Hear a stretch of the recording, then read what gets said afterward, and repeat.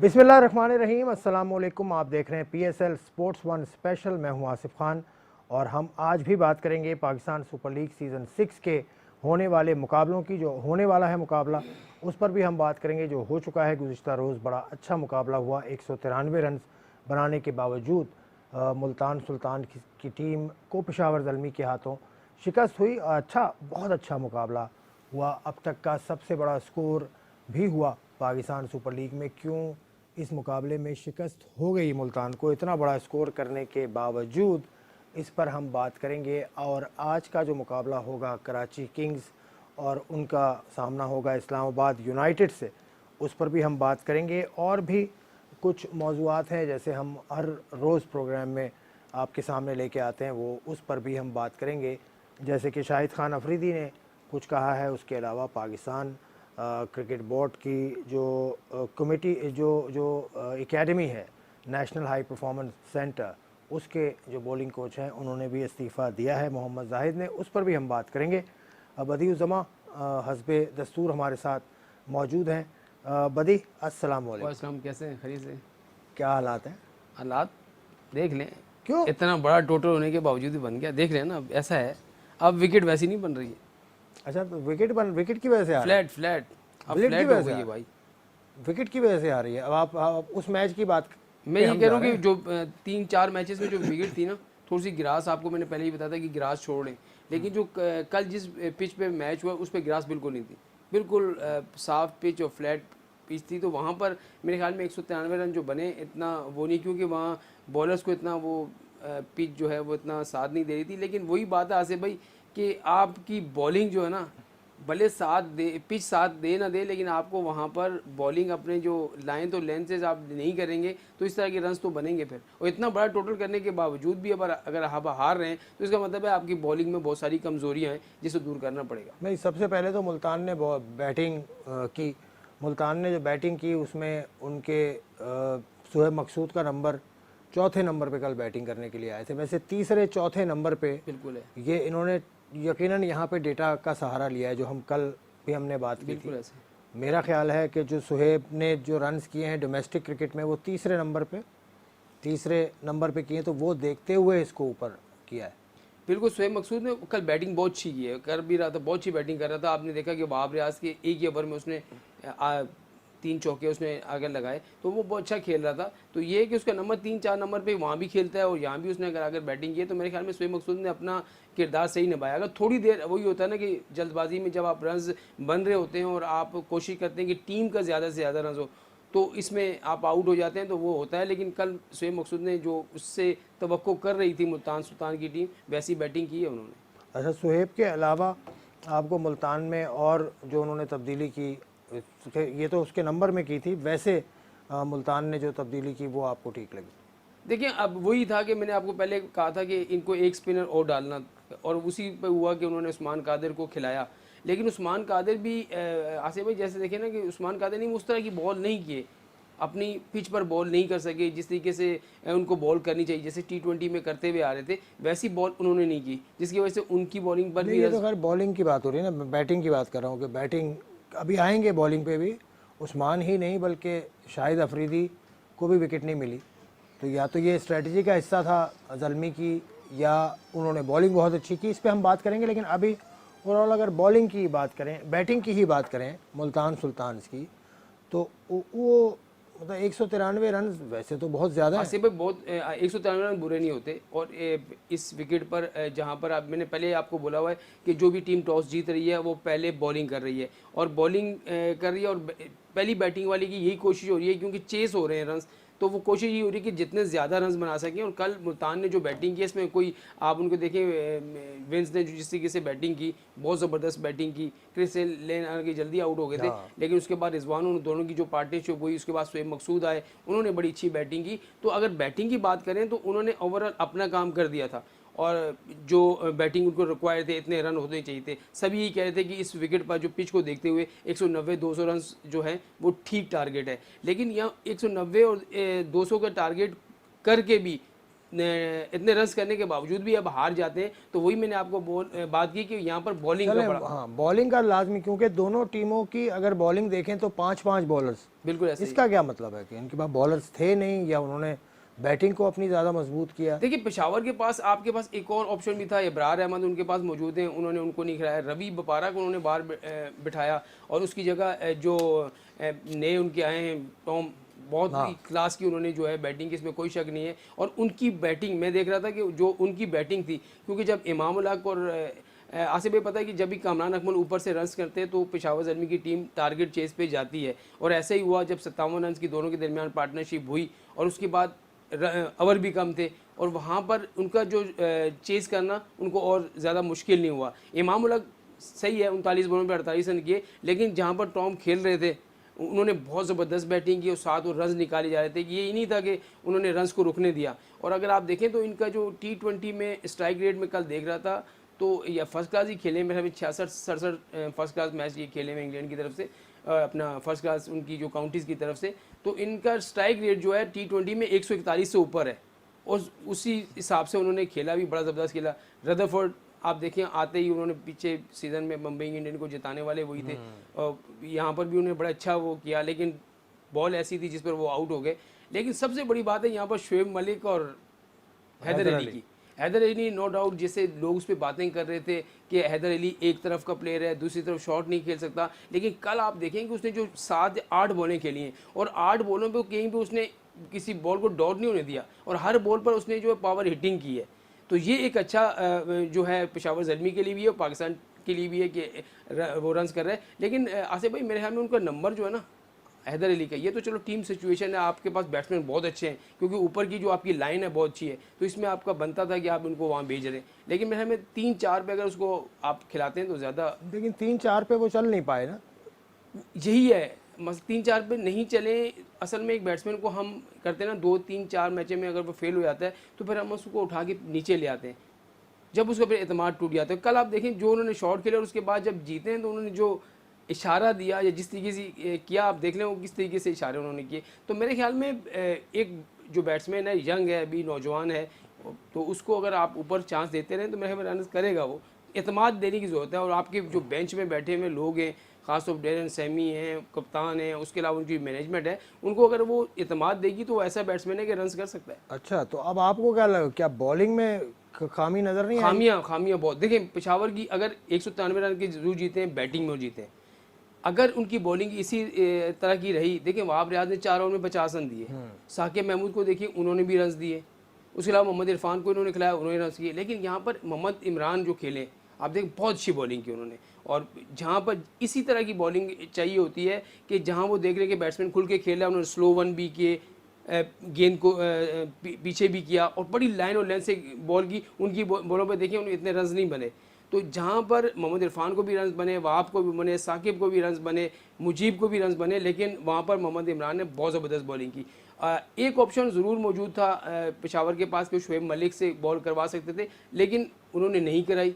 लेकिन जब इतने रन्स हो गए तो मेरे ख्याल में बीच में 1-2 ओवर अगर शुएब मलिक से कराते तो एक बॉलर जो है यहाँ पर इनको शॉट नज़र आ रहा है पेशावर के पास। दूसरा ये मुसलसल दूसरा मैच है जहां पेशावर ने सिर्फ 5 बॉलर्स खिलाए, बिल्कुल दूसरे मैच में या 5 बॉलर्स एक्शन में नजर आए उनके, बिल्कुल ऐसा ही है। वरना बाकी सारी बॉल टीम्स को देख लें आप, कोयटा को देख लें आप, इस्लामाबाद देख लें आप, बाकी टीम्स देख लें, कराची देख लें, कि उन्होंने 6 बॉलर्स कम अज़ कम लिए, जो कि T20 में ज़रूरी भी है। उसमें ये ना आसिफ भाई उनके पास ऑप्शन मौजूद है।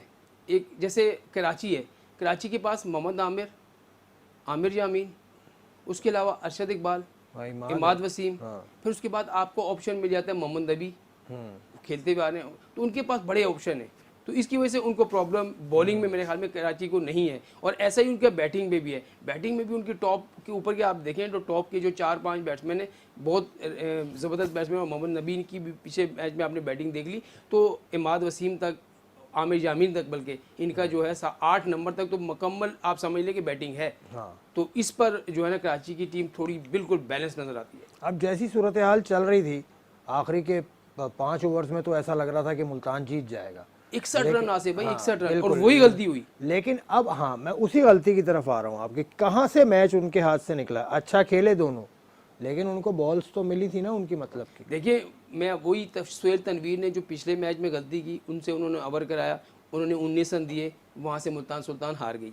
और कल के मैच को भी देखें कि वहाँ 5 ओवर में 61 रन आपको चाहिए, 12 रन से ऊपर का एवरेज है, और वहाँ भी सोहेल तनवीर से उन्होंने ओवर कराया और सोहेल तनवीर ने फिर 19 रन दिए। जब 19 रन उन्होंने दे दिए तो फिर 4 ओवर में 40 रन या 41 रन मुश्किल नहीं होते, और वहाँ पर जो टॉप आपका बैट्समैन खेल रहे हैं। तो मेरे ख्याल में सोहेल तनवीर को, जैसे आपने कहा कि उनको एतमाद है उन पर और अगला मैच खिलाएंगे और खिलाया भी, तो मेरे ख्याल में सोहेल तनवीर की जगह अब आपके पास जो बेंच में बैठे हुए लोग हैं या दूसरे बॉलर हैं, आपको उनको आजमाना चाहिए, उनको खिलानी चाहिए। आप बात करें ये जो दानी की, मैं कहता हूँ कि 3 ओवर्स ने आउट क्लास बॉलिंग की है, और वहाँ जितने भी लोग आसिफ भाई बैठे हुए देख रहे थे मैच, 146, 147, 144, 145 से वो रन बॉलिंग कर रहा था। 3 ओवर में उसको रन नहीं बने थे, लेकिन चौथा ओवर उस वक्त उसको दिया गया कि एक नौजवान बॉलर है, अंडर प्रेशर भी आ जाता है। इतने बड़े मैच में उसने दो वाइड भी कर दी और फिर सीधी बॉलिंग कर दी, जिसमें हैदर ने भी 2 छक्के मार दिए और एक शोएब मलिक ने छक्के मार दिए। तो मेरे ख्याल में बहुत ज़बरदस्त उसने 3 ओवर तक तो बॉलिंग की है, लेकिन आखिर में कप्तान को ये देखना चाहिए था कि कोई ऐसे, उन्होंने बॉलर, आपके पास 5 बॉलर हैं, आप किसको बचा के रखेंगे? सोहेल तनवीर से आप करा नहीं सकते, उनका ओवर बाकी है, लेकिन सोहेल तनवीर पहले ही इतने रन दे चुके हैं, उस पर आप एतमाद कर ही नहीं सकते। तो यहाँ एक बॉलर उनको शॉर्ट पड़ा, जिसकी वजह से उनको जो है ना ये नुकसान उठाना। हाँ, वो क्योंकि तजर्बा नहीं है धानी, शाहनवाज धानी के पास, तो इसलिए वो बिल्कुल सा मेरी वैसे ही वहाँ चीफ सेलेक्टर खड़े थे, मोहम्मद वसीम से बात हुई, तो मोहम्मद वसीम ने भी, मैं उनसे पूछा कैसा, तो उसने कहा बहुत ज़बरदस्त बॉलर है, अभी से किसकी स्पीड है, इस पर काम किया जाए, इसको हम हाई परफॉर्मेंस सेंटर में अगर इसके साथ काम करेंगे तो ये 150 से ऊपर भी जा सकता है। ठीक है, लेकिन ये 150 से ही ऊपर लेके नहीं जाना ना, उसको लाइन लेंथ, बिल्कुल लाइन, ये चीज़ें भी करनी है। ये तो आसिफ भाई देखें, आपके पास वकार यूनुस हैं, यूनुस खान हैं, बड़े बड़े, आपने जो मुश्ताक अहमद इनकी बेंच में बैठे हुए हैं, सारे कोचेस बड़े बड़े नाम इनके साथ हैं ना। तो बड़े बड़े नाम जब हाई परफॉर्मेंस सेंटर में भी साथ हैं, तो वहाँ ऐसे बॉलर जो आपका मुस्तकबिल हो आगे के लिए, जो आपने उनको खिलाना हो, तो उन पर तो आपको ये नहीं कि उनको मुसलसल खिला के इनफिट कर दे। जैसे नसीम शाह है, एक मैच खेलता है 4 मैचों के लिए इनफिट हो जाता है। ऐसे ही पहले हसन अली पे दबाव था, वो इनफिट होते गए, अब वो दोबारा उसमें आए। और अब मुझे तो ये है कि अब शाहीन शाह को आप मुसलसल क्रिकेट खिला रहे हैं, तीनों फॉर्मेट, PSL डोमेस्टिक को अभी नहीं खेलें, लेकिन मुसलसल जब आप तीनों फॉर्मेट में खिलाते रहें, तो कि ऐसा ना हो कि एक ही आपके पास ऐसा बॉलर है कि जो आपको आउट करके देता है, तो वो भी इस तरह की इंजरी का शिकार ना हो। चले, क्योंकि बात निकल रही है तो इसलिए मैं अब ये मैच से थोड़ा सा हटते हैं, क्योंकि आप बॉलर्स की बात कर रहे हैं। तो आपके जो हाई परफॉर्मेंस सेंटर में बॉलिंग कोच थे वो तो इस्तीफ़ा दे के चले गए, मोहम्मद जाहिद। देखिए अब पहले हमने जो खबर हमें पता चली कि जी वो अपनी कुछ अपनी मसरूफियात हैं, जो अपनी बहुत सारे काम हैं, जिसकी वजह से उन्होंने आगे जो है काम करने से मना कर दिया। लेकिन उसके बाद थोड़ी देर बाद जो है प्रेस रिलीज़ जो है वो PCB की भी आ जाती है कि जी उन्होंने निजी मसरूफियात के बायस हमसे वो किया है। लेकिन अंदर की बात तो अभी नहीं पता कि क्यों छोड़ा, किस लिए छोड़ा, क्योंकि जब ये तो आपको 2, 4 या 6 दिन बाद पता चलेंगी बातें कि क्या हो रहा है बोर्ड में, क्योंकि बोर्ड में इस तरह की चीज़ें चल रही हैं। जब आप बड़े बड़े नाम सब लेके आ जाते हैं, तो फिर बहुत सारे लोगों के आपस में वो भी आते हैं, मोहम्मद यूसुफ आपके साथ, सकलैन आपके साथ, फलां आपके साथ, बड़े बड़े नाम है ना आपके साथ, तो वहाँ पे हो सकता है कि कुछ चलो एक ब्रेक, यहाँ पर एक काम करते हैं, एक ब्रेक लेते हैं, क्योंकि ये बात तफसीली है, ज़रा इसको तफसील से करेंगे। और हमारे पास कुछ पैगामात भी हैं कोयटा ग्लैडिएटर्स के बॉलर्स के और एक बैट्समैन के, तो वो भी आपको सुनवाएंगे इस ब्रेक के बाद।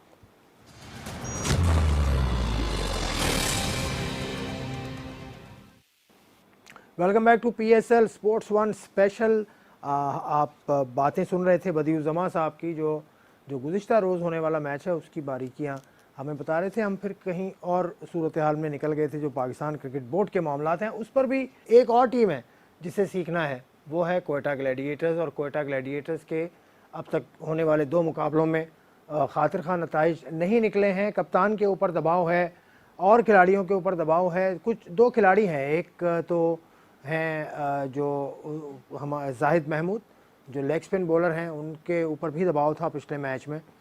वो क्या कहते हैं उनकी बात आपको सुनवाते हैं। और उनके एक और बैट्समैन हैं जो अब तक बेंच पे बैठे हैं, उस्मान खान, अच्छे हैं, टैलेंटेड हैं, लेकिन मौका मिलता है तो वो क्या करेंगे, इन दोनों के पैगामात आपको सुनवाते हैं, फिर प्रोग्राम को आगे बढ़ाते हैं। इंशाल्लाह लड़के सारे मेहनत कर रहे हैं और इंशाल्लाह हम कमबैक करेंगे और आगे मैचेस जीतेंगे और इंशाल्लाह फाइनल के लिए जाएंगे।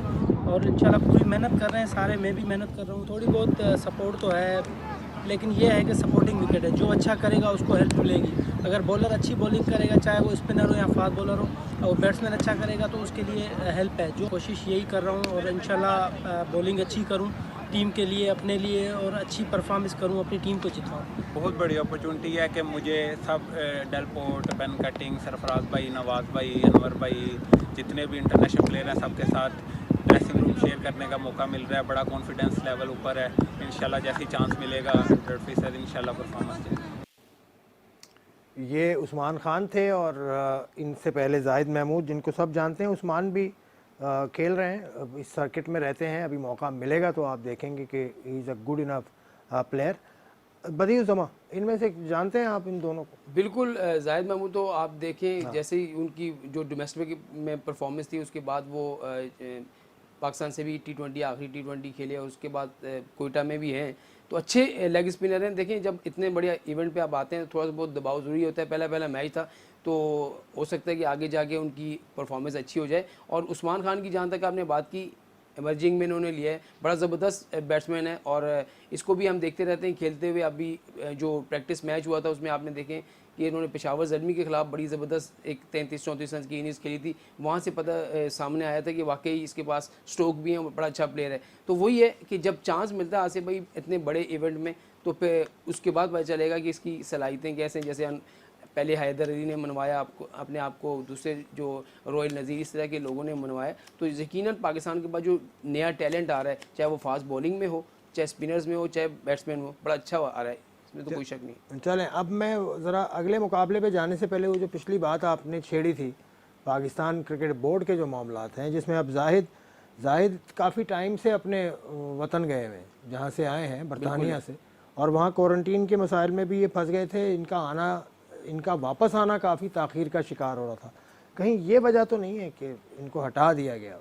मुझे लग रहा है कि देखें जब एक आपने कोच को रखा है, बॉलिंग कोच को रखा है, तो उसका यही काम है कि वो हाई परफॉर्मेंस सेंटर में आए और जो चीज़ें उनको, जब आप इतने लाखों रुपए एक कोच को देते हैं तो आप उससे काम भी लेते हैं। तो उनका वही मसला है कि क्योंकि थोड़ी सी प्रॉब्लम जो कोविड की वजह से हो रही है, तो वही चक्कर उनके साथ चल रहा है कि वहाँ भी आपको क्वारंटाइन करना पड़ता है, फिर यहाँ भी आपको करना पड़ रहा है, तो बड़ी ताख़ीर हो रही थी। तो जिसकी वजह से मुझे तो ये लग रहा है कि अब तो उनसे ये कहलवाया हो कि मैं छोड़ रहा हूँ, तो मेरे ख्याल में पाकिस्तान क्रिकेट बोर्ड इसका माइंड बना चुका था कि अब उनका हमारे साथ जो है वो चलना नहीं चल सकते। तो इसके लिए उन्होंने एक और अब बातें हो रही हैं।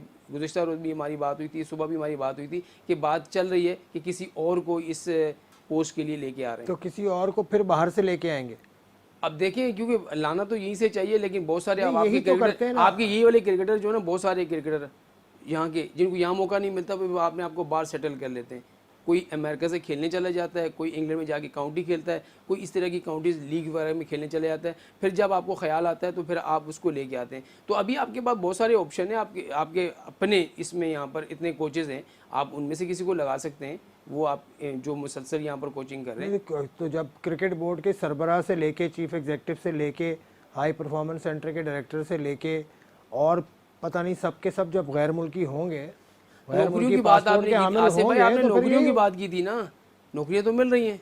अब वहाँ से लोग कह रहे थे ना कि यहाँ नौकरियां करने आएंगे, तो वही है ना, नौकरियां वहाँ से लोग यहाँ पर करने आ रहे हैं। चले खैर, ये इसमें कोई कदगन तो नहीं है। अगर लेकिन क्रिकेट दो आसिफ भाई, हम चाहते हैं कदगन नहीं है, लेकिन वो चीज, वो लोग भी, एक अतीक रहमान भी आपके क्या नाम है, अतीक उज़्ज़मा जो विकेट कीपर हैं, वो भी हैं, वो भी ज़्यादातर वही रहते हैं, वहाँ पर कोचिंग कर रहे हैं अपना विमेंस की। नहीं, अतीकुज़्ज़मान वुमेन की, अच्छा वो, हाँ, उनको इजाफी दिया हुआ है। तो देखिए उन जब वहाँ से भी आपको पैसे मिल रहे हैं, यहाँ से भी पैसे मिल रहे हैं, जब आपको मौका मिलता है आप यहाँ पर आ जाते हैं। कोचिंग जब सीज़न होता है करने के बाद आप वापस चले जाते हैं, तो वही कोच आपको ज़्यादा सूदमंद साबित हो सकता है कि जो यहीं पर मुसलसल रह रहा हो, यहीं पर उसका घर हो, यहीं पर वो आपको सिखा रहा हो। पता चले कि उसकी फैमिली इंग्लैंड में है, अमेरिका में है, तो जाहिर है वो 15-20 दिन यहाँ रहेगा, फिर 15-20 दिन वहाँ जाके गुजार के आएगा। तो फिर वो क्रिकेट के लिए तो कम, फिर आप दो तरफ उसकी सोच होगी, मैंने वहाँ भी जाना है, फिर मैंने यहाँ पे हाई परफॉर्मेंस सेंटर में खिलाड़ियों को सिखाना है। तो मैं यहाँ पर बहुत ऑप्शन है आपके पास बहुत सारे ऐसे fast bowler domestic first class खेले हुए बड़े नाम है यहाँ पर, तो उनको आप रख सकते हैं। नहीं, वैसे अगर मैं सवाल आपसे करूं, जाहिद को किस बुनियाद पे रखा था? वैसे आप जाहिद की एक बात करते हैं, गुलाम अली को किस बुनियाद पे रखा? नहीं, चले गुलाम अली पे मैं आ जाता हूं ना। अभी हम ये वाले सेगमेंट में हम सिर्फ बात करेंगे पाकिस्तान क्रिकेट के जो मामलात हैं उसके ऊपर, क्योंकि उसमें भी मौका बनना चाहिए। जाहिद का पहले मुझे बताएं ना, क्या क्या है जाहिद का, क्यों रखा था उसको? असल में आसिफ भाई, जब भी बोर्ड में कोई इस तरह की हाई परफॉर्मेंस सेंटर हो, पाकिस्तान क्रिकेट बोर्ड में बड़ा हो, तो उसकी जो है ना बात यहाँ पर मानी जाती है, उसकी चलती है। बहुत सारे लोग जो है ना, जैसे आप हैं, आपको हमने बना दिया, पाकिस्तान क्रिकेट बोर्ड ने आपको हाई परफॉर्मेंस सेंटर का डायरेक्टर बना दिया, आप कोशिश करेंगे यार पहले बदियु जमा को लेके जाऊं यार, ये सही है इसको, नहीं मैं ये नहीं देखे ना यार, वो नहीं अच्छी क्रिकेट खेला हुआ है उसको वो जाके सिखाएगा, तो ऐसा ये मोहम्मद जाहिद की भी नहीं ये अभी आप कह रहे हैं, मुझे बोलेंगे, आप फोन करेंगे, ये आप भूल जाएं, बदियु जमा को नहीं लेके, आप मुझे लाजमी लेके जाएंगे, नहीं बदियु जमा को लेके जाते हैं, भूल जाएं। और दूसरा ये आसिफ भाई, सबसे बड़ी बात ये है कि आप यहाँ पर जब तक ये जान पहचान, पर्ची सिस्टम और इस तरह की चीज़ें ख़त्म ना करेंगे, हो सकता है मोहम्मद जाहिद का भी कोई इस तरह का ऑप्शन वहाँ पर बोर्ड में हो जिन्होंने उनको वहाँ से भाई जाहिद का कोई आप बताते तो सही ना कि इस बुनियाद पे लिया हुआ है, क्योंकि हम तो जाहिद के साथ राब्ते में थे इससे पहले भी, तो हमें तो पता है वो क्या कर रहे थे। जब एक फास्ट बॉलर खुद ही इनफिट होकर बाहर हो जाता है और काफ़ी अरसे क्रिकेट से दूर रहता है, और उसके बावजूद आप उसको क्रिकेट में लेके आते हैं, तो आपने उस वक्त की क्रिकेट, आज की क्रिकेट में ज़मीन आसमान का फ़र्क है। वो क्या आजकल के नौजवान फास्ट बॉलर को क्या सिखाएगा, मुझे ये बता दें, क्या सिखाएगा? वो नहीं सिखा सकता। जब तक अब मॉडर्न क्रिकेट हो गई है, तेज़ क्रिकेट हो गई है, T20 क्रिकेट है, अब तो T10 भी आ गई है, टेस्ट क्रिकेट है, डोमेस्टिक क्रिकेट है, तो इसमें वो बंदा आपको चाहिए, वो आपको बॉलिंग कोच चाहिए आसिफ भाई, जो मंजा हुआ हो, जो ग्राउंड में जाता हो, जो ग्राउंड में खिलाड़ियों को देखता हो, जिसको क्लब से लेकर फर्स्ट क्लास से लेकर आपके ऊपर जो टीम में लड़के हैं उनके बारे में बाय नेम उनको पता हो कि ये बॉलर है, ये बैट्समैन। अभी तो आपके जो चीफ एग्जीक्यूटिव उनको बहुत से खिलाड़ियों का नहीं पता आपके के कोई बैट्समैन है या बॉलर है, या डोमेस्टिक में जाके उनसे किसी एक से पूछ ले, किसी को पता होगा कौन से कितने डोमेस्टिक के मैच आके खेलने जाते हैं। चले पहले तो आपकी 16-17 टीमें हुआ करती थी, अब तो 6 टीमें। अब 6 टीमों में से इनसे किसी भी जो आपके कोचेज रखे हुए इनसे किसी खिलाड़ी का आप पूछ लें, जो सामने आया देख लिया उसी पे हम बात करते हैं, जो पीछे छुपा हुआ है उस पर हम बात नहीं करते क्योंकि उसको हम जानते ही नहीं। अच्छा, बात ये दूसरी बात, चलें आज की एक दूसरी खबर कि एहसान मानी साहब ने बड़ी तारीफ़ की है कि डोमेस्टिक सीज़न हुआ है। ये कोई मौका है तारीफ़ करने का डोमेस्टिक सीज़न के? तारीफ इसलिए की है ना, देखें ना, आप मुसलसल क्रिकेट देख आसिफ भाई, एक होता है कि मुसलसल क्रिकेट आप खेल रहे हैं, मौका आपको मिल गया, कोविड की वजह से आपने एक और आपको हो रही है जी, दुनिया भर में क्रिकेट नहीं हो रही, दुनिया भर में तो बहुत कुछ हो रहा है, उस दुनिया से मुकाबला नहीं। पहले तो हम ये मुआवजा करते थे जी, सब ने क्रिकेट वो नहीं, दुनिया जब कोविड था तो किसी ने अपनी डोमेस्टिक क्रिकेट नहीं खेली, पाकिस्तान ने डोमेस्टिक क्रिकेट खेली, पाकिस्तान में डोमेस्टिक क्रिकेट हुई। जो दुनिया में हो रहा है ना, दुनिया से अगर मुकाबला करेंगे तो दुनिया में तो फिर कोविड के जो रूल होते हैं ना, जो आपने न्यूजीलैंड में भुगते, वो आपने यहाँ किए, जब आप पे जरा सा दबाव पड़ा, वो आपने देख लिया ना आसिफ भाई, जब देख लिया ना, उसके ऊपर तो चेयरमैन कुछ नहीं बोले। चेयरमैन साहब, मैं बताऊं, चेयरमैन साहब बैठे हुए, उनको जाके कोई कह देता है सर ये है तो कहते हैं ठीक है, वो कहते सर वो है तो वो सब ठीक है। अभी मुझे बताएं, पूरी क्रिकेट बोर्ड के सारे यहाँ पर बैठे हुए, चेयरमैन साहब वहाँ पर बैठे, जो यहाँ से उनको बताएगा ना कि ये चीज़ हो रही है, हाँ, तो ये बस किसी चीज़ का ऐसा लगता है कि सिर्फ ओहदा नाम है और मराद है और कुछ भी नहीं है, बाकी क्या करना है। अखबारों में अगर आप देखें ना तो साबिक चेयरमैन बोले हैं, आज एक साबिक चेयरमैन आज बोले हैं, बिल्कुल, तो इसलिए चेयरमैन का मेरा ख्याल है बोलना बनता था शायद ये बनता था। एक ब्रेक के बाद मजीद बात करेंगे, तीसरा मुकाबला है और ये दिलचस्प बातें हैं जारी रहेंगी इस ब्रेक के बाद।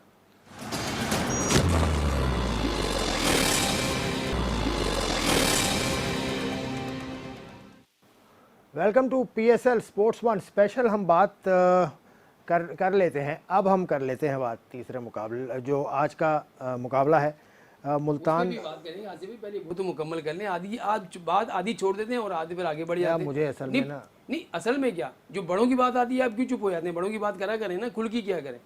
नजम सेठी के दौर में क्या हुआ वो बोले हैं ना, आज उन्हीं का बयान आया है, तो उसके ऊपर मानी साहब का बयान आया है, तो ये बात बताएं ना भाई, लोगों को पता भी तो चले ये हो रहा है क्रिकेट में। बड़े यार आज बड़े पटाखे छोड़ रहे हैं। पटाखे की बात नहीं, ये जो चीज़ है हकीकत है उस पर बात किया। अच्छा चले बात करें, क्या बात भाई, उन्होंने यही कहा है ना कि आप डॉलर, जब जैसे जैसे ये डॉलर की कीमत बढ़ती जा रही है, इस डॉलर की कीमत में जब फ्रेंचाइज को नुकसान होगा, ज़ाहिर है वो भी कारोबार करने आए, वो भी अपना कोई फ़ायदा करने आए, तो ये ऐसा होगा तो फिर आपको बहुत सारी बातें सुननी भी पड़ेंगी। और कब से ये चीज़ें चल रही हैं आप मुझे बताएं? पिछले सीज़न से अब तक ये बातें चल रही हैं, लेकिन इनके मामलात हल नहीं हो रहे। वो जब तक मामलात, अगला सीज़न हो सकता है आपका मुश्किल भी पड़ जाए। नहीं, जो मैंने सुना है वो ये कि जब से पाकिस्तान आया ना, तो उस वक्त से ये डॉलर का रेट काफ़ी इनको परेशान कर रहा है। 110 पे या 15 पे जब इनका शुरू हुआ था, और अब डॉलर 160-165 पे है। तो वो बोर्ड उनसे उसी हिसाब से लेता है, लेकिन वो फिर अपना जो खर्चा है या अपना जो नुकसान है वो कहाँ से बर्दाश्त नहीं, जो मैंने सुना था, बल्कि सुना नहीं था, मुझे बताया गया था कि ये कह रहे हैं कि डॉलर की का जो रेट है ना, इनके लिए फिक्स कर दें आप। बिल्कुल फिक्स की बात हो रही है। वो फ्रेंचाइज भी ये चाहती हैं, 2 फ्रेंचाइज जो बड़ी फ्रेंचाइज है उनके तो काफ़ी इनके साथ जो है वो मीटिंग भी हो चुकी है, सब कुछ हो चुका है कि भाई हमें $1 का फिक्स रेट बता दें कि आपने हमसे 120 लेना है, 130 लेना है, 140, ऊपर 100-200 पे चला जाए, वो चला जाए, 100 पे आ जाए, भले आ जाए, हमें एक फिक्स रेट दे दें। तो उस पर पाकिस्तान क्रिकेट बोर्ड अब तक जो है ना इस मामला को हल नहीं कर सके। तो मेरे ख्याल में पहले इन चीज़ों को हल कर लें, ये ना हो कि फिर आप 6 सीजन खेल चुके, 7वां सीजन आपके लिए बहुत ज़्यादा मुश्किल हो क्योंकि पिछले साल भी फ्रेंचाइज के अपने अपने मसाइल थे, बिल्कुल बहुत ज़्यादा मसाइल इस साल भी हैं। खासतौर से क्वेटा के, कि उनको ट्रैवल का सारा सिलसिला नहीं है। ऐसे तो ये इस तरह से, और जो हमें बातें बताई गई वो ये थी कि पाकिस्तान क्रिकेट बोर्ड ने यहाँ तक इनको कह दिया था कि ठीक है, आप लोग अगर नहीं करना चाहते तो ना करें, बिल्कुल ऐसे ही था, लेकिन कोई और हम ले लेंगे। और देखें आप इस तरीके के मामलात में आसिफ भाई फिर और भी कोई नहीं आएगा। ये तो वो लोग हैं जो अपना सब कुछ लगा चुके हैं, और उनको मसला है कि और कितना लगा चुके हैं, 6-6, 7-7 साल हो गए जब से लगा हुआ है। अब नया जो फ्रेंचाइज आएगी वो नए सिरे से काम शुरू करेगी, तो उसको मजीद और मुश्किलात नहीं, तो ये फिर फ्रेंचाइज के आगे फिर ये घुटने क्यों टेकते हैं? जैसे मामलात आ जाते हैं, जैसे अभी आया, बिल्कुल ये इसलिए देख देते हैं कि भाई मसला ये है कि बहुत सारी फ्रेंचाइज बहुत तगड़ी हैं, जिनकी बात बहुत ऊपर तक भी सियासी हैं, बिल्कुल ऊपर तक बात है। नहीं ऊपर क्या बात है, कहाँ ऊपर? छत पे? ऊपर कौन है यार ये अब आप नाम लेना, जिनके कहने पे आप किसी के ओहदे से 2 ओहदे से दूसरा ओहदा, अच्छा, जिनके कहने पे चेयरमैन, जिनके कहने पे चेयरमैन आता है, जिनके कहने पे चेयरमैन आता है, बिल्कुल जिनके कहने पे चेयरमैन आता है, अच्छा, ठीक है, और जिनके कहने पे सीईओ आता है, जिनके कहने पे जो है वो मिसबा हट जाते हैं, जिनके जाना है स्टेडियम, जाना नहीं जाना शाम में वही तो कह रहा हूँ, जाना तो है, लेकिन क्या करें, बातें जब आप निकालते हैं ना, आप बात भी तो ऐसे घुमा फिरा के पूछते हैं, तो फिर वो बतानी पड़ती है। अच्छा, ये देखें स्क्रीन पे कुछ मुझे दिखाया जा रहा है इस वक्त, वो बॉलिंग के चार्ट्स वार्ट्स थे, इसका मतलब उस पर बात कर लें, बिल्कुल उसी पे करना। आज ज़्यादा बात बड़ा ना अच्छा है, करें, क्योंकि आज मैच बड़ा अच्छा है। आज मैच बड़ा अच्छा है। ये तो कराची किंग्स का मुकाबला होगा आज इस्लामाबाद यूनाइटेड से। कराची किंग्स बड़ी अच्छी जा रही है इस वक्त, कराची किंग्स, क्वेटा ग्लैडिएटर्स, ये दोनों टीम्स अच्छी जा रही हैं, कॉम्बिनेशन इनका अच्छा है। तो कराची किंग्स का अगर आप देखें, कप्तान इमाद वसीम, उनके साथ आमिर हैं, उनके साथ आमिर यामीन हैं, उनके साथ बाबर आजम जैसे प्लेयर को ना भूलें, शर्जील खान को ना भूलें, अच्छी टीम है। और दूसरी तरफ इस्लामाबाद की टीम भी बहुत अच्छी है। देखें आसिफ भाई, अगर इस वक्त आप बात करें ना, तो मेरे ख्याल में जो बॉलिंग के हिसाब से और बैटिंग के हिसाब से जो मुतवाज़िन टीम है ना, वो कराची है।